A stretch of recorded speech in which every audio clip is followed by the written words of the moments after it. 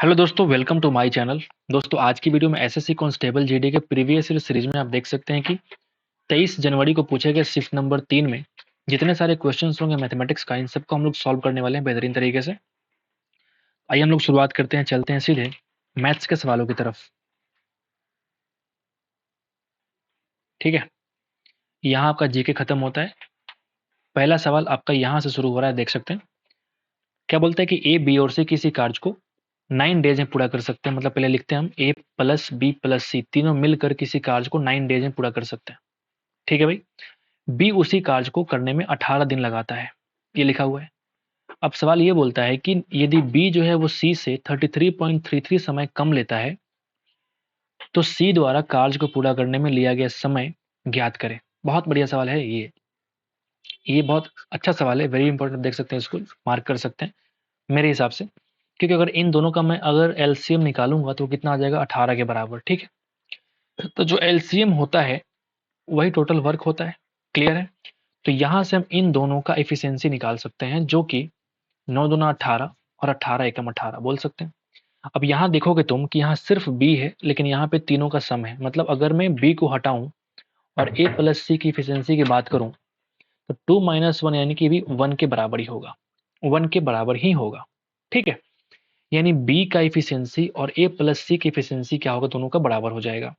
अब सवाल ये कह रहा है कि बी जो है वो सी से 33.33% कम समय लेता है। तो अगर मैं यहाँ पे थोड़ा साइड में आकर के बी और सी का मैं अगर टाइम का रेशियो निकालूंगा तो आप मुझे बताओ, बी सी से 33.33% कम लिया, मतलब कि इसको हम बोल सकते हैं कि अगर सी तुम्हारा 3 है तो बी कितना बनेगा, 2। और ये है कि ये तुम्हारा टाइम का रेशियो है, ना कि इफिशियंसी का। यानी अगर मैं इसका इफिशियंसी निकालूं सिर्फ बी और सी का तो 3:2 बनने वाला है, 3:2 बनने वाला है।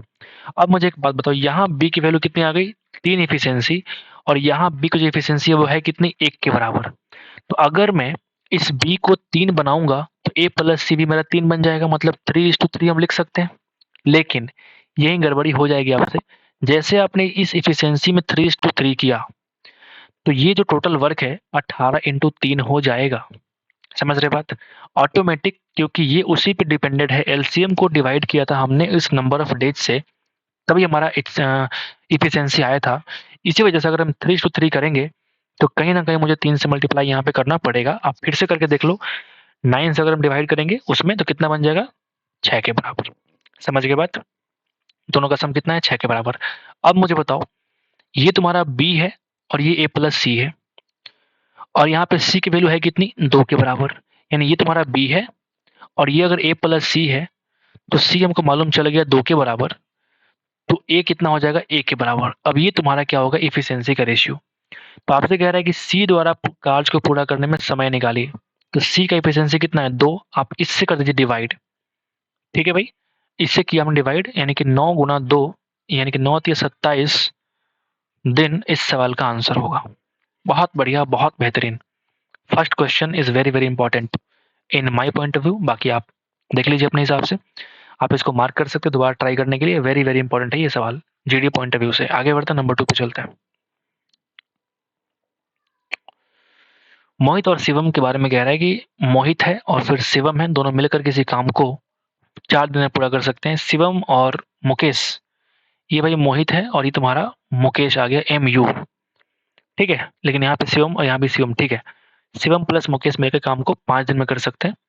अब यहाँ मोहित भी आ गया और प्लस मुकेशवा भी आ गया, दोनों मिलकर काम करेंगे तो 6 दिन में पूरा कर सकते हैं। तीनों मिलकर आपको निकालना है कितना काम कितने वक्त में कर पाएंगे। तो इन तीनों के जो एलसीएम होगा वो कितना हो जाएगा, 60 के बराबर। तो यहाँ पे अगर मैं इफिशियंसी निकालूंगा तो ये बन जाएगा 15, ये बन जाएगा 15 चौका 12 25 60, ये बन जाएगा 10 के बराबर। ठीक है, तो अगर मैं इन तीनों का इफिशियंसी निकालूं, मोहित प्लस शिवम प्लस मुकेश, कितना हो जाएगा, इन तीनों को जोड़ के हाफ कर देंगे, यानी कि 22 और प्लस 15 37/2। ठीक है, अब इस इफिशियंसी से हम डिवाइड करेंगे 60 में, जिससे कि हमें नंबर ऑफ टाइम मिलने वाला है।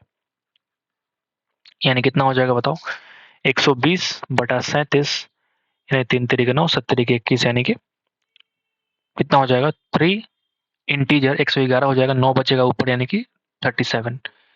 3 इंटीजर 9/37 डेज, ये टाइम लगने वाला है। पहला दोनों सवाल टाइम एंड वर्क का और दोनों ही बढ़िया सवाल आपको देखने को मिला है। नंबर 3 पे आते हैं। ये क्या है, बोडमास है वाला, क्या है ये, खतरनाक देखने में लगता है, कोई बात नहीं, करते हैं। यहाँ पे देखिए आपको निकालना है एक्स की वैल्यू, ठीक है। तो मैं सिर्फ अभी यहाँ से लेकर के यहाँ तक को देख रहा हूँ, ठीक है। तो मैंने क्या किया, देखो यहाँ पे 6, मैंने सिर्फ उतना को लिख रहा हूँ। 6 ये ब्रैकेट है, -3 है, फिर ये स्मॉल ब्रैकेट है, सॉरी मध्यम बढ़गी वाला ब्रैकेट है, -3 फिर से, और ये बन गया -a ब्रैकेट, सब खत्म।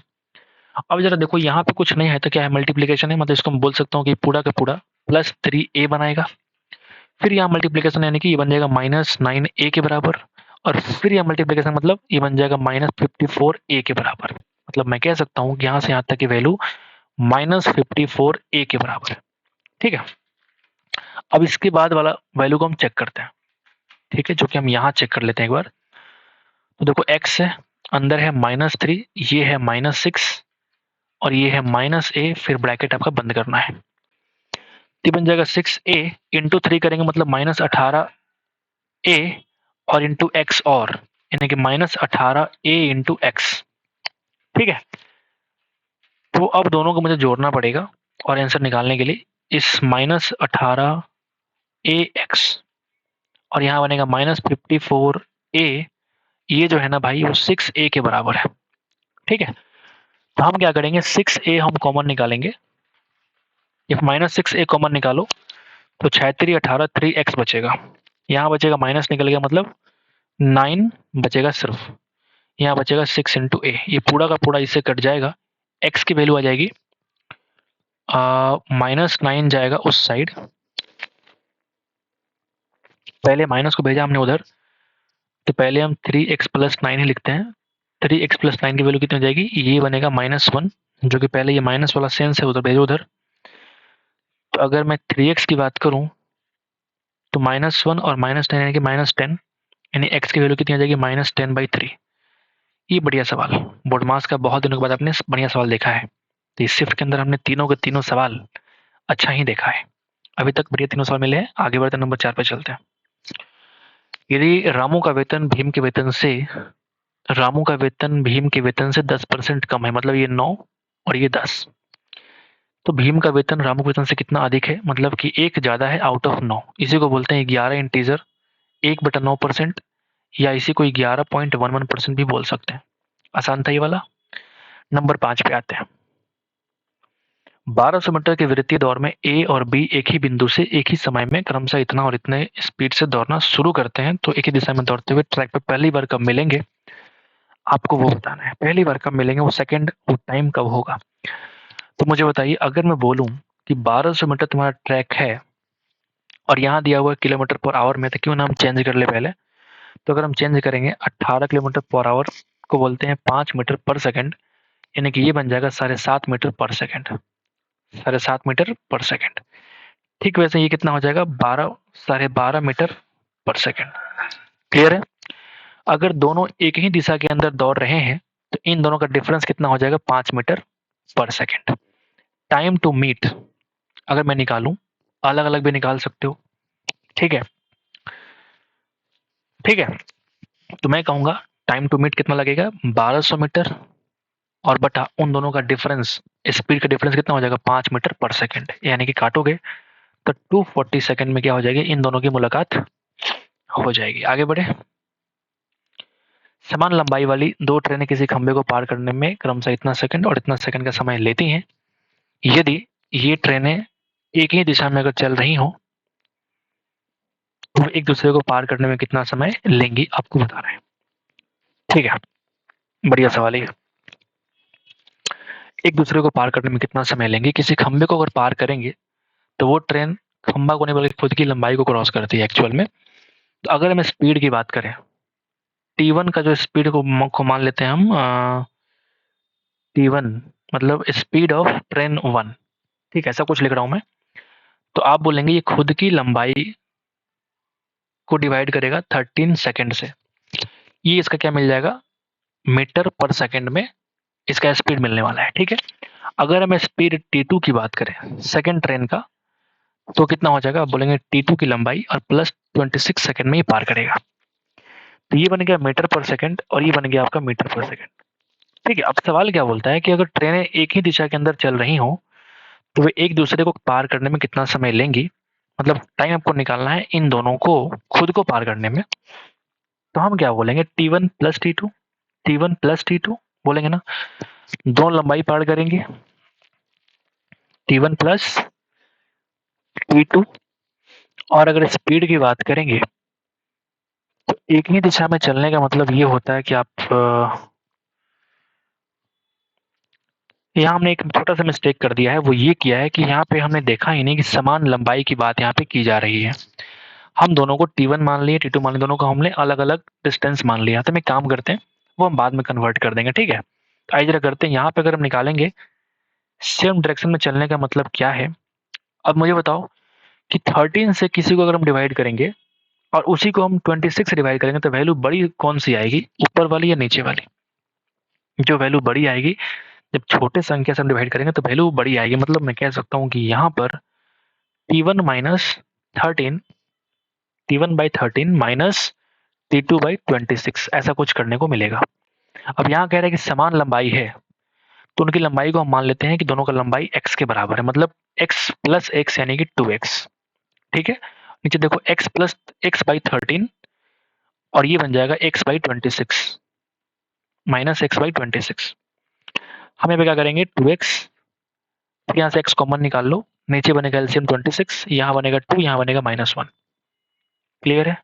अब जरा देखो, इसको हम काटेंगे इससे तो कितना बनेगा, 2 इंटू 26 जाएगा ऊपर और नीचे है 1, यानी आंसर कितना आ गया, 52 सेकेंड। बहुत बढ़िया सवाल, इस शिफ्ट के अंदर बढ़िया बढ़िया सवाल आपको देखने को मिल रहे हैं। ठीक है, बढ़िया बढ़िया क्वेश्चन आपको देखने को मिल रहा है भाई। नंबर 7 पे आते हैं। एक रासायनिक प्रयोगशाला में दो किस्म के अम्ल हैं। एक लेबोरेटरी जिसमें दो किस्म के आपको एसिड की बात कर रहे हैं, अम्ल यानी कि एसिड।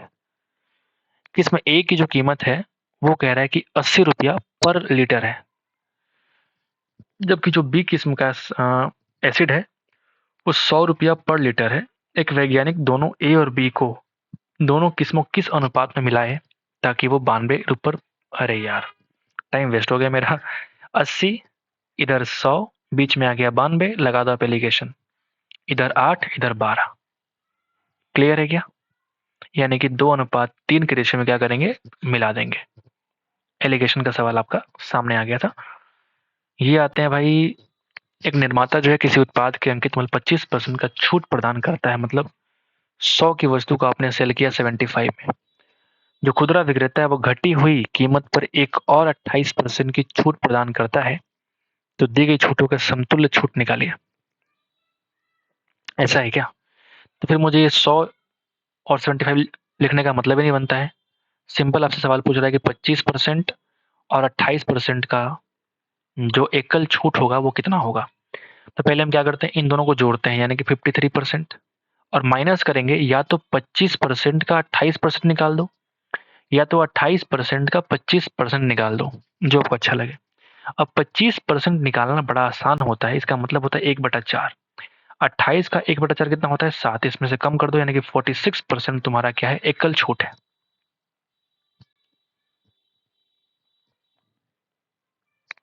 28% की छूट देने के बाद एक वस्तु का विक्रय मूल्य कितना है, 13392, यानी कि ये 72 की वैल्यू आपको निकालनी है 100 की वैल्यू। यही आपसे पूछ रहा है कि एमपी कितना होगा। आओ जरा काट लें, 9 अठे 72, 9 एकम 9, 4 3 9 चौका 36, 7 9 9 अठे 72, 7 2 9 अठे 72। ठीक है भाई, आप अगर देखेंगे कि क्या ये 8 से कट रहा है, बिल्कुल कटता हुआ मुझे नजर आ रहा है। 8 से काटो इसको, 8 1 जा 6 8, 8 गुना 8 64, 4 8 यानी कि 8 छक 48। एमपी कितना हो गया, 186 पे 00। इतना रुपया आपका अंकित मूल्य है। एक व्यक्ति गाड़ी के एक स्टोर तक जाता है जिसके लिए वो 200 सेकंड में 100 मीटर की दूरी तय करता है। गाड़ी के स्टोर तक जाता है, फिर वह 400 सेकंड में 200 मीटर की एक और दूरी तय करके दूसरे स्टोर पर गया। उसकी औसत चाल आपको फाइंड आउट करनी है। ठीक है, तो इसका बेस्ट तरीका क्या है कि आप इसमें 2x फाइनल लगा करके आप यहाँ लगा दो एवरेज स्पीड जो होता है उसको हम बोलते हैं टोटल डिस्टेंस अपन टोटल टाइम। तो एक बार 100 मीटर गया, एक बार 200 मीटर गया, एक बार लगा उसको 200 सेकंड, एक बार लग गया उसको 400 सेकंड। क्लियर है? यानी 300 बटा 600 यानी कि 1/2 मीटर पर सेकंड। इसी को बोलेंगे हम लोग 0.5 मीटर पर सेकंड। आसान था। एक लकड़ी का गोला है जिसका आपको रेडियस दे रखा है कितना, 15√3। तो गोले से काटे गए सबसे बड़े संभावित जो घन होगा उसका कुल पृष्ठीय क्षेत्रफल आपको फाइंड आउट करना है। ठीक है, अब मुझे एक बात बताओ, ये बहुत बढ़िया सवाल है, बहुत बढ़िया सवाल है। जैसे अगर मैं ये बोलता हूँ कि ये तुम्हारा गोला है, गोला है, मान लो गोला है, ठीक है, रेडियस है कितना, ये आपका हो जाएगा 15√3। अब मुझे बताओ अगर मैं इसको पूरा इसको मिलाऊंगा तो कितना बन जाएगा, 30√3, क्योंकि बन जाएगा डायमीटर कितना हो जाएगा 30√3। अब ये डायमीटर जो होगा ये घन का विकर्ण के बराबर होगा। ये डायगोनल ऑफ जो क्यूब होगा उसके बराबर होगा। एक बार चेक करके देखो मन में कि क्या ये डायगोनल ऑफ क्यूब के बराबर होगा कि नहीं होगा, क्योंकि अगर इतना बार हम साइड मान लेंगे तो अब देखो इस साइड को अगर तुम मान के बनाओगे तो कहीं ना कहीं बाहर निकल जाएगा। देखो बाहर निकल जाएगा, तो बाहर ना निकले उस केस में हम कह सकते हैं कि तुम्हारा साइड नहीं बल्कि डायगोनल है।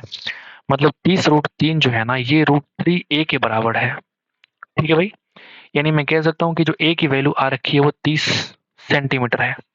आपसे कह रहा है कि कुल पृष्ठीय क्षेत्रफल बताइए।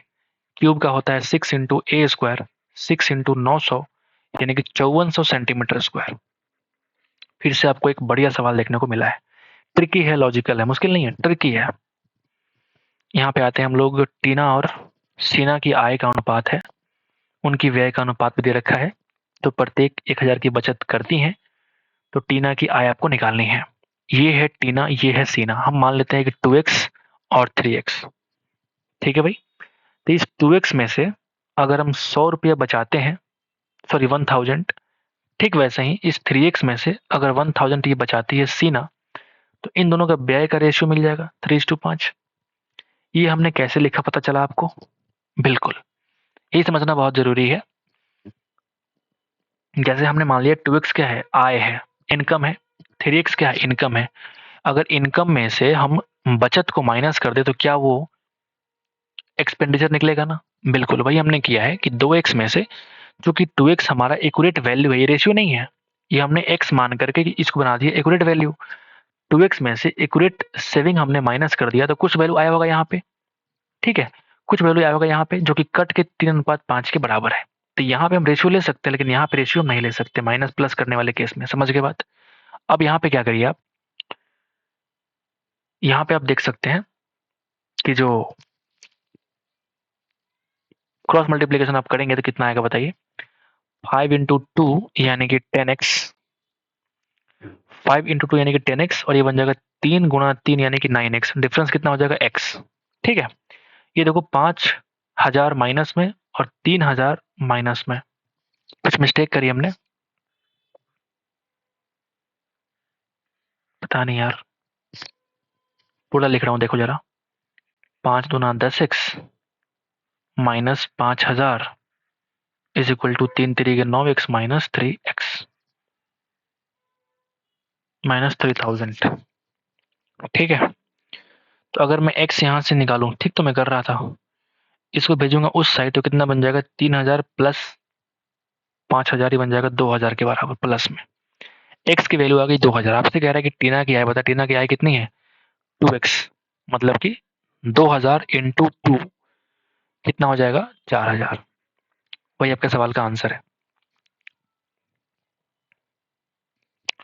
मनोज जो है 12 रुपए में 15 पेंसिल खरीदता है, 12 रुपए में 15 पेंसिल खरीदता है और उन्हें 1.5 रुपया प्रति पेंसिल की दर से बेचता है 3/2।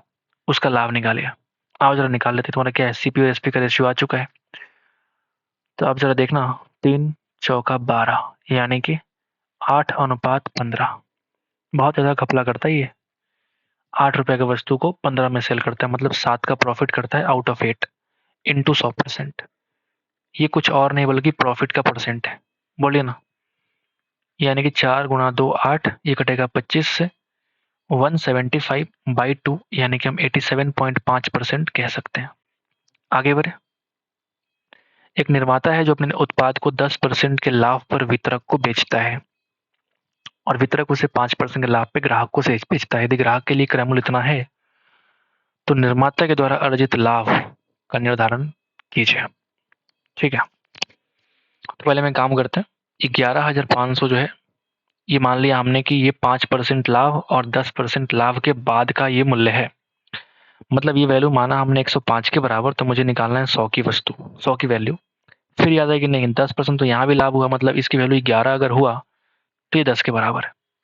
ठीक है, ये तुम्हारा स्टार्टिंग निर्माता यानी मैन्युफैक्चरर का सीपी है। ये मैन्युफैक्चरर का क्या है, सीपी है। समझ गए बात। आओ जरा काटें। ये कह रहा है कि अंश भाग को नजरअंदाज करें, मतलब कुछ तो डेसिमल में आने वाला है, तो 21 से काट सकते हैं इसको, और इसको हम काट सकते हैं 23 बार में। 100 को हम बचा कर रखना चाहते हैं। ठीक है भाई, तो और कट रहा है क्या, नहीं कट रहा है। यानी अगर आप देखेंगे 23 गुणा 100 और गुणा 1000 बाई 21 गुणा 11 यानी कि 231। 231। अब आपसे कह रहा है कि निर्माता के द्वारा अर्जित लाभ ज्ञात करें। निर्माता का ये तुम्हारा कॉस्ट प्राइस है, आपको निकालना है निर्माता के द्वारा अर्जित प्रॉफिट। तो अगर सीपी इतना है, आपने बोला है कि 10% इसने लाभ कमाया है, 10% इसने लाभ कमाया है, यानी आप सिंपल तरीके से कह सकते हो कि इसको हम 10% निकाल दे इसका, तो ये सीपी क्या बन जाएगा, प्रॉफिट। किसका, तो आप बोलेंगे मैन्युफैक्चरर का। थोड़ा गुना भाग करना पड़ेगा, करते हैं भाई। 1 0 यहाँ से काट लो, 1 0 आप यहाँ से काट लो, फिर भी तो गुना भाग करना ही पड़ेगा। 23 गुणा 100 गुणा 100 बाई 231। अब तुम एक बात देखो, मैं शॉर्टकट तरीके से कुछ अप्रोक्सीमेशन लगा रहा हूँ। आपको दिख रहा होगा यहाँ पे 200, ये 23 है, ये 230 है। अगर ये 230 होता, 231 है, तो ये पूरा पूरा 10 से कट जाता। लेकिन आप देखेंगे कि 31 है, मतलब मैं कह सकता हूँ कि अगर इससे मैं इसको काटूंगा तो लगभग 10 से मात्र थोड़ा सा अधिक आने वाला है। समझ गए बात। ठीक है, यानी अगर मैं यहाँ डिवाइड करूँ 1000 बटा, यहाँ पे 4 शून्य है ना, 10,000 बटा 10। ठीक है, 10 प्लस है। अगर ये संख्या सिर्फ 10 होती तो काटने पे कितना आता, 1000 आता, 1000 आता। लेकिन ये चूंकि संख्या हम 10 से थोड़ा संख्या ज्यादा से डिवाइड कर रहे हैं, यानी जो वैल्यू आएगा 1000 से थोड़ा सा कम वैल्यू आएगा। समझ रहे बात। यानी 1000 से थोड़ा सा कम वैल्यू कौन सा ऑप्शन, देखो 995 इज द रिक्वायर्ड आंसर। समझ गया हमने क्या किया।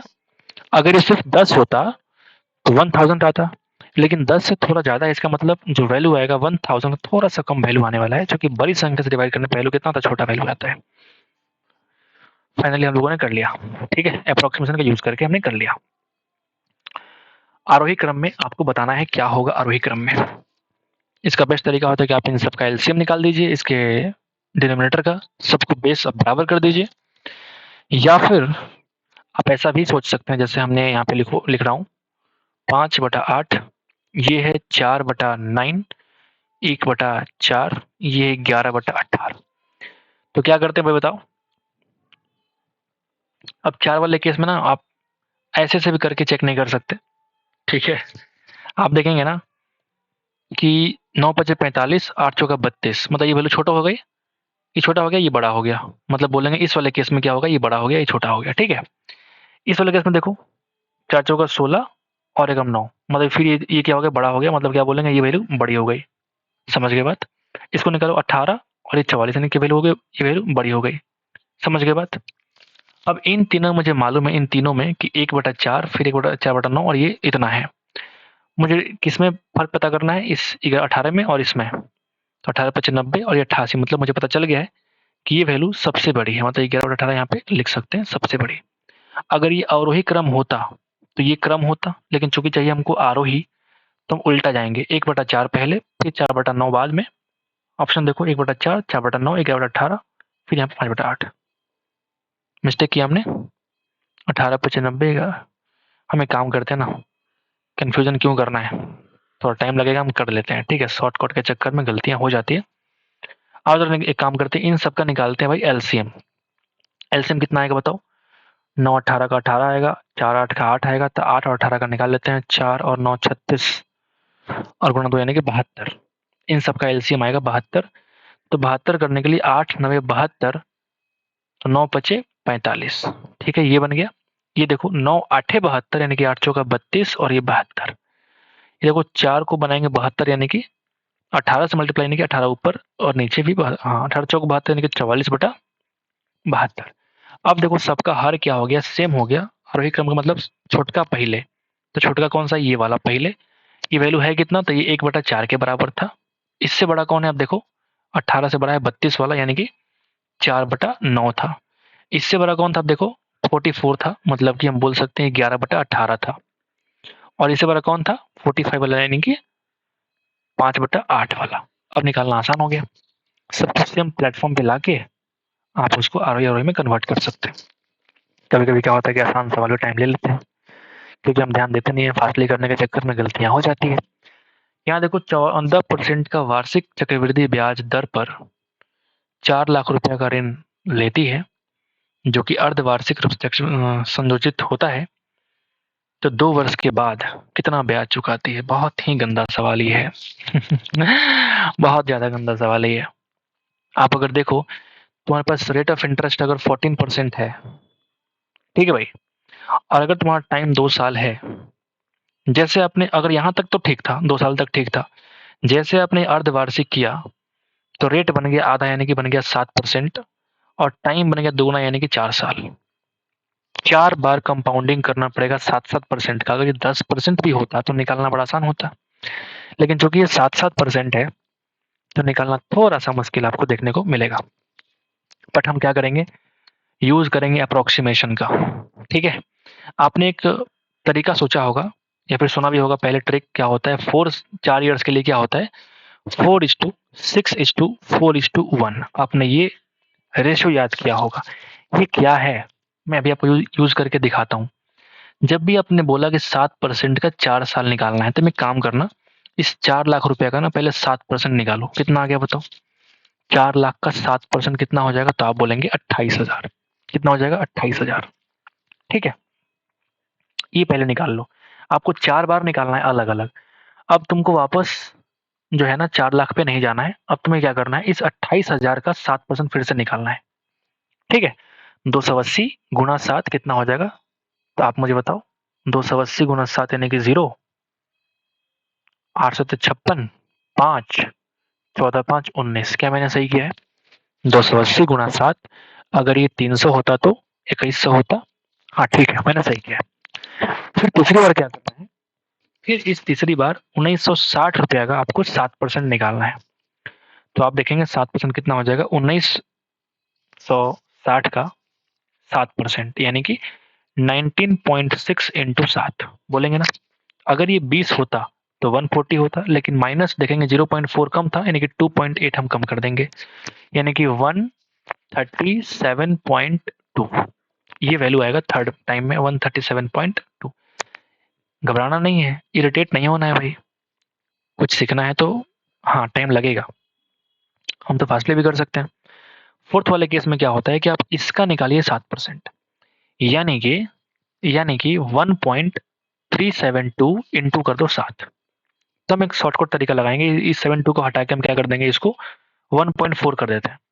1.4 इंटू 7 कितना हो जाएगा, 9.8 के आसपास, 14 7 98, ठीक है, 9.8 के आसपास। चूंकि हमने थोड़ा सा एक्स्ट्रा लिया था, तो हम एक कम कर देते हैं, मतलब 9.7 यहाँ पे लेके चलते हैं, ठीक है। अब तुम्हारा यहाँ पे इस रेशियो का कारनामा शुरू होता है। पहले वाले को 4 से गुणा, दूसरे वाले को 6 से गुणा, तीसरे वाले को 4 से गुणा, चौथे वाले को 1 से गुणा। इन सबको जोड़ दो, वही तुम्हारा इंटरेस्ट है 4 साल के बाद। मैंने पहले ही कहा था, बहुत लंबी सवाल है ये। 28 गुणा 4 यानी कि 112। 112 पे 000 मतलब 1,12,000। ठीक है, ये कितना आ जाएगा? अगर ये 2,000 होता तो 12,000 होता, लेकिन 40 कम है तो 240 कम कर देंगे, यानी कि 11,760। सही है ना? इसको आप गुना करो 137.2 इंटू 4। तो अगर ये 140 होता तो 14 चौका 56 यानी कि 560 होता, लेकिन माइनस करें कितना? ये है माइनस करना पड़ेगा 2.8। तो 2.8 इंटू 4 यानी कि 25 11.2। सही है ना? 11.2 कम किया 50 यानी कि 548.8। ठीक है, अब इसको हम जोड़ेंगे तो सिंपल आएगा 9.7। क्लियर है भाई? अब सबको आप जोड़ दो, सबको आप जोड़ो 1,12,000, तो 12,000 11 कितना? 23,000। 23,000 मतलब हम बोल सकते हैं 1,23,760 प्लस इन दोनों को जोड़ो कितना आएगा बताओ? तो हो जाएगा 8 7 15 1 10 8 18 1 5 558.5 इसमें और जोड़ो। ठीक है, बहुत लंबी सवाल है ये। यानी कि ये बन गया 8 6 5 11 1 7 5 12 1 13 1 4 2 1। ये देखो यहाँ पे 124,318.5 124,318.5 यहाँ 0.4 है। ये एक्यूरेट वैल्यू हमने यहाँ पे थोड़ा सा अप्रोक्सीमेशन किया था। देखो यहाँ पे थोड़ा सा हमने यहाँ पे इस वाले केस में अप्रोक्सीमेशन किया था, जिसकी वजह से हमारा आंसर 0.1 में डिफरेंस आ गया। खैर कोई दिक्कत नहीं, this is the required answer. आपको समझ में आ गया होगा कि 4 साल वाले केस में हम क्या करते हैं, इस 4:6:4:1 को हम लोग यूज कर लेते हैं। समझ में आ गया? तो ये भी इस शिफ्ट के लिए आप देख सकते हैं कि वीवीआई सवाल ही है। अगर आप टाइम को ना देखेंगे तो ये सवाल आपको बहुत कुछ सिखा के जाएगा। ठीक है भाई? तो जब जब भी आप सोल्यूशन देख रहे हैं, जब भी आप किसी सवाल का सोल्यूशन आप देख रहे हैं, तो टाइम मत देखिए, क्योंकि आप इस चीज़ को देखिए कि आप कितना इससे सीख रहे हैं। टाइम हमने लगाया है, हम फास्टली भी कर सकते थे, शॉर्टकट तरीके से भी कर सकते थे। सिखाने के लिए मुझे इतना गुना भाग करना पड़ता है। ठीक है भाई? ये बात आप भी जानते हैं। आगे बढ़ते हैं और 17 पे आते हैं। दो प्रकृत संख्याएं हैं, जैसे ये संख्या आपका फिर से आसान संख्या आ गया। क्या होता है? दो संख्याओं का जो मल्टीप्लीकेशन होता है वो एचसीएफ और एलसीएम के मल्टीप्लीकेशन के बराबर होता है। मतलब अगर एक संख्या 7 है, आपको बी पहले निकाल लीजिए। 7 इंटू 84, 7 7 खत्म, यानी कि बी की वैल्यू कितनी आ गई? 84। बी की वैल्यू 84 और ये कितना है? 7। तो इन दोनों का डिफरेंस कितना हो जाएगा? 77। आसान सवाल था ये वाला। 18 पे आते हैं। हर सवाल मुश्किल थोड़ी होता है, लेकिन शिफ्ट आपका ये बढ़िया शिफ्ट है मुझे मेरे हिसाब से। x माइनस वाई का 85%, यानी कि हम लिख सकते हैं x माइनस वाई, शॉर्टकट करते हैं ना, और ये x प्लस वाई का 35% के बराबर है।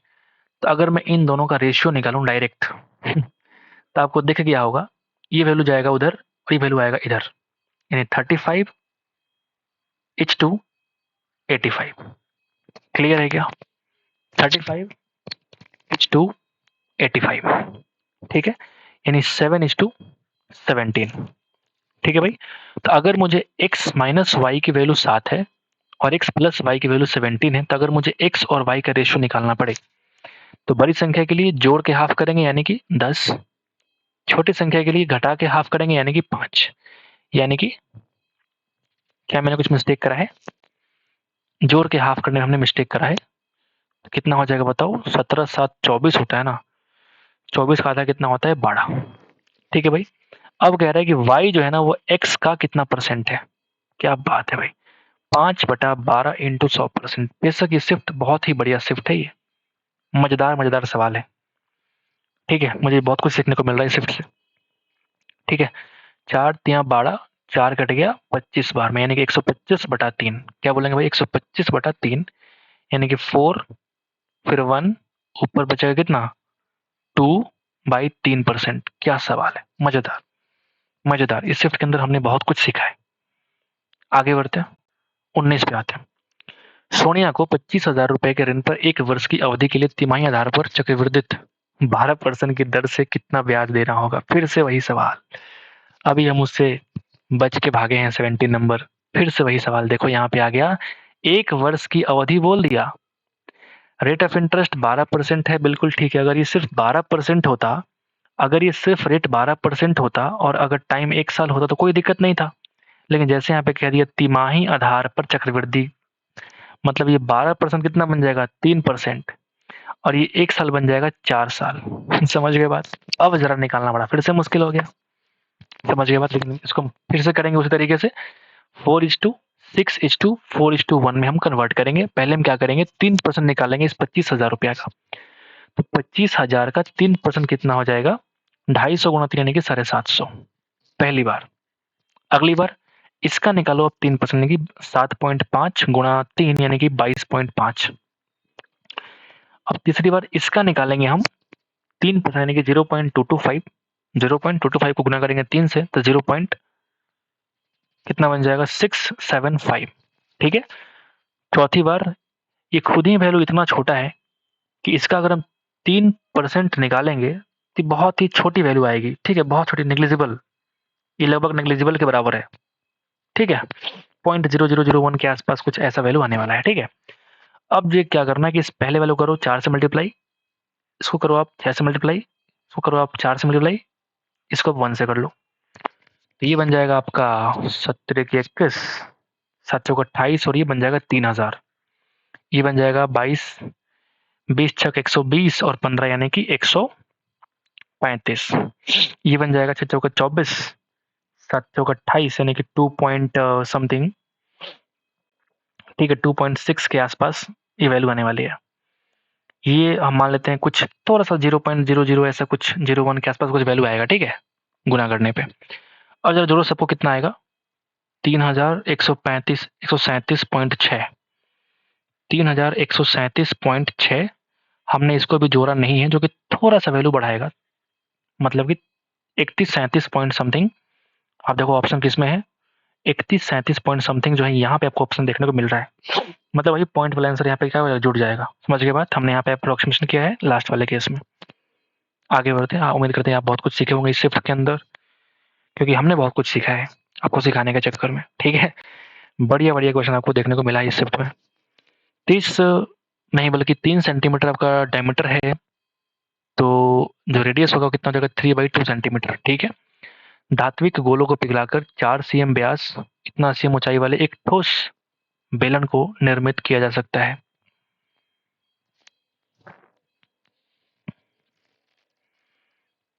तीन सेंटीमीटर व्यास वाले कितने धात्विक गोलों, मान लिया हमने वो n धात्विक गोले हैं, अगर व्यास तुम्हारा 4 है तो 2 सेंटीमीटर क्या हो जाएगा भाई रेडियस। दोनों वॉल्यूम को अब सेम कर दो, n times 4/3 into pi into r cube है कितना 3/2 की पावर 3 इज इक्वल टू बेलन का होता है पाई r स्क्वायर एच, आर का वैल्यू 2 इंटू 2 इन मतलब हो जाएगा 4, एच की वैल्यू 54। दोनों सेंटीमीटर में है, कोई दिक्कत नहीं, काट लो, एन की वैल्यू निकाल लो। इस पाई से हमने पाई काट लिया। ठीक है भाई, इस 3 से अगर हम काटेंगे तो यहाँ 3 का पावर 2 बचेगा, लेकिन यहाँ अभी फिलहाल काटना ठीक नहीं है क्योंकि यहाँ नीचे 2 भी है। तो आओ जरा हम एक काम करें, लेकिन इस 4 से हम इस 4 को हम काट ही सकते हैं, कोई दिक्कत खास है नहीं। तो n/3 इंटू बन जाएगा 27, यहाँ बन जाएगा 8 इज इक्वल टू 54। अगर हम काटेंगे तो 27 गुणा 2 यानी कि n की वैल्यू 24 गुणा 2 यानी कि 48। 48 ऐसे ऐसे गोलों को पिघलाएंगे तो तुम्हारा ऐसे करके एक बेलन का निर्माण किया जा सकता है। बहुत ही बढ़िया शिफ्ट, वेरी गुड शिफ्ट, क्योंकि इसके अंदर सवाल बहुत बढ़िया बढ़िया आपको देखने को मिले हैं। 20 में से लगभग 8 या 9 सवाल आपको बढ़िया बढ़िया देखने को मिल रहे हैं इस शिफ्ट में। ठीक है, तो अगर आपने गलती से ही सही अगर इस शिफ्ट को आपने देखा है तो बेहद बहुत कुछ फायदा होने वाला है आपको। और मेरा जो वे ऑफ एक्सप्लेनेशन है आपको अच्छा लगा होगा मुझे लगता है, तो आप एक बार लाइक कर दीजिएगा हमारी वीडियो को और सब्सक्राइब करिए हमारे चैनल को थोड़ा सा और अच्छा काम करने के लिए, और अच्छा मोटिवेट करिए मुझे। ठीक है, ताकि और बढ़िया आपको पसंद दे पाए। तो आज के लिए इतना ही, मिलते हैं नेक्स्ट शिफ्ट में। तब तक के लिए थैंक यू मेरे दोस्त, thank you so much once again for watching the video.